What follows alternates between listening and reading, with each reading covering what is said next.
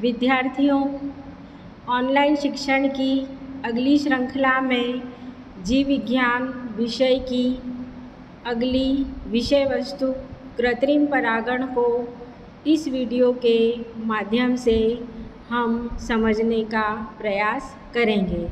इससे पूर्व के वीडियो में हमने परागण किसे कहते हैं, परागण के कितने प्रकार होते हैं, ये समझने का प्रयास किया था। इस वीडियो के माध्यम से हम कृत्रिम परागण को संक्षिप्त में समझने की कोशिश करते हैं। सबसे पहले तो हमें परिभाषा याद रखना चाहिए कि कृत्रिम परागण किसे कहते हैं। अब हम अपने आसपास कई बार ऐसे पुष्प को देखते हैं जो बड़ा तो है, आकर्षक है, लेकिन उसमें सुगंध नहीं है।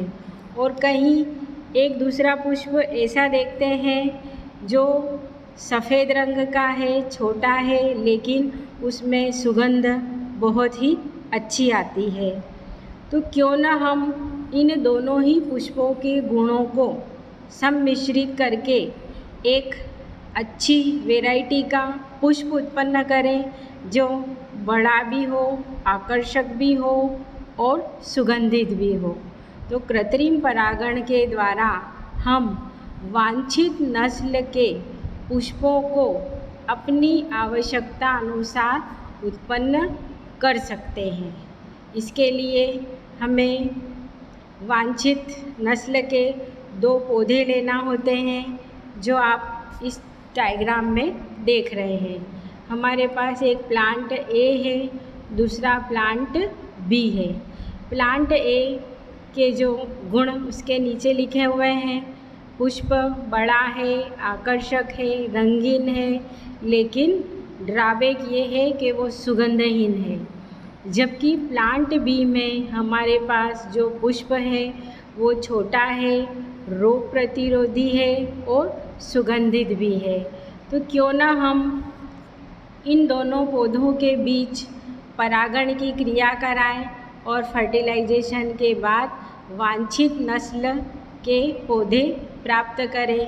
तो इसके लिए हम प्लांट ए का जो परागकण है उसके चारों ओर मखमल या कपड़े की थैली लगा देते हैं। जब परागकण परिपक्व हो जाते हैं तो वो मखमल से चिपक जाते हैं।